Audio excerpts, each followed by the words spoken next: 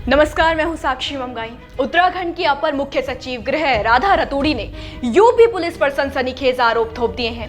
कहा है कि यूपी पुलिस निर्दोष को पकड़कर फर्जी खुलासा करती है। देखिए, एसीएस होम राधा रतूड़ी के इस बयान से यूपी और उत्तराखंड के पहले से उपजे विवाद को खाद मिल गई है। न केवल बदले में उत्तर प्रदेश के एडीजी ने रतूड़ी को ही सिविल सेवक के उचित व्यवहार का सार समझा दिया है, बल्कि नौकरशाह ने अपनी सरकार की राह में भी मुश्किल की कील बिछा दी है। कैसे, आज रिपोर्ट में इस पर बात करेंगे। साथ ही जानेंगे कि बयानबाजी की ये पूरी कहानी है क्या, विवाद की शुरुआत हुई कैसे, कथित किस दबाव के बाद एसीएस के हाव भाव बदले और मामले में उत्तराखंड के डीजीपी की ओर से क्या सफाई आई है। काशीपुर के कुंडा कांड के बाद उत्तराखंड और उत्तर प्रदेश पुलिस सामने सामने आ गई है। बताएं कि 12 अक्टूबर को खनन माफिया को दबोचने के लिए यूपी पुलिस सिविल ड्रेस में कुंडा पहुंची थी, जहां हंगामे के बाद जेएस ब्लॉक प्रमुख गुरताज की पत्नी गुरप्रीत को गोली लग गई और गुरप्रीत की मौत हो गई। मामले में गुरताज की तहरीर पर यूपी पुलिस के खिलाफ कुंडा थाने में मुकदमा दर्ज किया गया। वहीं यूपी पुलिस ने अपने यहां मुकदमा दर्ज कर लिया। उत्तराखंड के डीआईजी ने दो टूक तब कहा कि यूपी के दोषी पुलिसकर्मियों को बख्शा नहीं जाएगा। वहीं मुरादाबाद के एसएसपी ने कहा कि उत्तराखंड पुलिस को विधिवत सूचना दी गई थी, जिसके बारे और सारे सबूत मौजूद है। बस इसी घटना के बाद दोनों पुलिस आमने सामने हैं। इसी मामले में सोमवार को प्रेस वार्ता के दौरान उत्तराखंड की अपर मुख्य सचिव गृह राधा रतूड़ी ने बयान दिया है। अपर मुख्य सचिव गृह राधा रतूड़ी ने यूपी पुलिस की कार्यप्रणाली पर सवाल खड़े कर दिए हैं और कहा है कि कई बार यूपी पुलिस निर्दोष को पकड़कर कहती है कि हमने मामला सुलझा लिया है, ये भी गलत है। कुछ सुनिए क्या बोली एसीएस होम राधा रतूड़ी। होनी चाहिए और सही तरीके से सॉल्व होना चाहिए और किसी निर्दोष को पकड़ना भी नहीं चाहिए, ये भी गलत है। कई बार यूपी पुलिस क्या करती है, किसी निर्दोष व्यक्ति को पकड़ के वो कहती है कि हमने सॉल्व कर दिया, ये भी गलत है। अगर आप एक निर्दोष व्यक्ति को सज़ा देंगे तो उससे और 99 और अपराधी पैदा होंगे। तो अपराध का सही विवेचना होनी चाहिए, सही लोगों को सज़ा मिलनी चाहिए। अपर मुख्य सचिव गृह राधा रतूड़ी के इसी बयान के बाद मुद्दा पूरी तरह गर्मा गया है। रतूड़ी की बयानबाजी की यूपी की तरफ से भी निंदा की गई है और उनके स्टेटमेंट को गैर जिम्मेदाराना करार दिया गया है।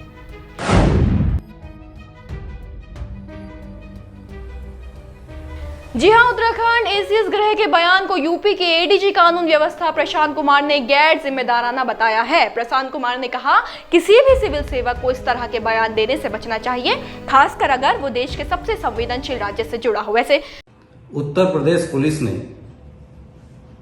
उत्तराखंड के एसीएस होम का बयान देखा और सुना है।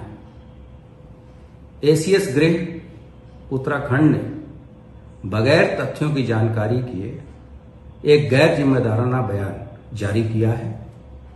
किसी भी सिविल सर्वेंट को ऐसे बयानों से बचना चाहिए, विशेषकर जबकि वो देश के सबसे बड़े राज्य तथा सबसे संवेदनशील राज्य से जुड़ा मुद्दा है। ये बयान खेदजनक है और तथ्यों पे आधारित नहीं है।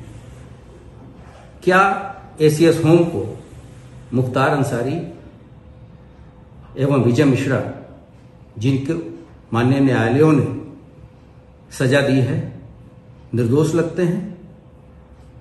क्या जफर, जो कि एक खनन माफिया है तथा पूर्व से ही जिस पे 1 लाख का इनाम था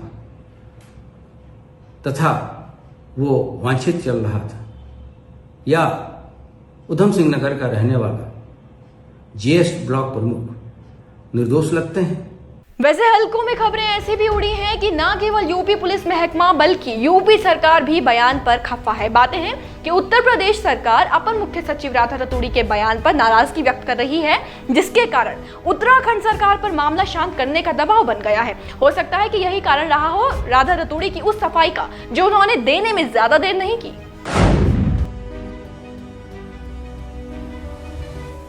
असल में एसीएस होम राधा रतूड़ी ने मामले में यकायक यू टर्न ले लिया है, सफाई पेश कर दी है। देर शाम एसीएस ने अपने बयान से पलटते हुए कहा कि उत्तर प्रदेश और उत्तराखंड पुलिस अच्छा काम कर रही है। कई आपराधिक मामलों में दोनों राज्यों की पुलिस मिलकर काम कर रही है और उनका खुलासा भी कर रही है। बड़े बड़े अपराधी पकड़े भी जा रहे हैं। उन्होंने कहा कि आशय यही था कि निर्दोष व्यक्ति किसी भी मामले में न फंसे और वास्तविक दोषियों के विरुद्ध ही कड़ी कार्रवाई हो। देखिए, सिर्फ राधा रतूड़ी ही नहीं, मामले में डीजीपी अशोक कुमार भी सफाई देते नजर आए हैं। एक मीडिया रिपोर्ट के मुताबिक मामला गरमाता देख उत्तराखंड के एडीजी अशोक कुमार भी मौन नहीं रहे। बयान को गरमाता देख उन्होंने कहा है कि मैं यानी उत्तराखंड की एसीएस होम राधा रतूड़ी मुकदमे के बारे में चर्चा कर रही थी। उनका कहना था कि मामले झूठे नहीं होने चाहिए ताकि पुलिस की समाज में विश्वसनीयता बढ़े। हमने भी उत्तर प्रदेश पुलिस के साथ काम किया है और वो बहुत पेशेवर पुलिस है। हम लोग आपसी तालमेल से अपराधियों पर शिकंजा कसते हैं। यहाँ पर थोड़ा सा गौर करने वाली बात वैसे ये है कि सोमवार को जब राधा रतूड़ी ने यूपी पुलिस पर आरोप मढ़े थे, उस दौरान डीजीपी अशोक कुमार वहां मौजूद थे। बातें हैं कि अपर मुख्य सचिव राधा रतूड़ी की प्रेस वार्ता में ऐसी बयानबाजी से पहले कोई बैठक भी रखी गई थी जिसमें क्या चर्चा हुई ये कह पाना मुश्किल है। खैर, इसे ये तय है कि प्रकरण के बाद उत्तराखंड सरकार की मुश्किलें जरूर बढ़ गई हैं।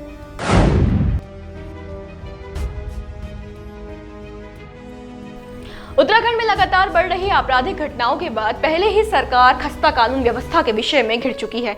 कुंडा कांड के बाद राज्यों की पुलिस के बीच आई खटास चिंता का अलग विषय बनी है। अब ऐसे में एसीएस होम राधा रतूड़ी के सनसनीखेज आरोप सरकार की मुश्किल बढ़ाने का काम कर रहे हैं। माना जा रहा है कि ये जो नई आफत सरकार के दहलीज पर आई है, इसे दावत अपने ही अफसर ने दी है। अब देखना यह है कि किस प्रकार पुराने और नए विवाद को सुलझाया जाता है और कितनी शांति से सुलझाया जाता है। होगा जो भी आप तक पहुंचाएंगे। बस बने रहे देवभूमि इनसाइडर के साथ। आज ही डाउनलोड करें देवभूमि इनसाइडर ऐप।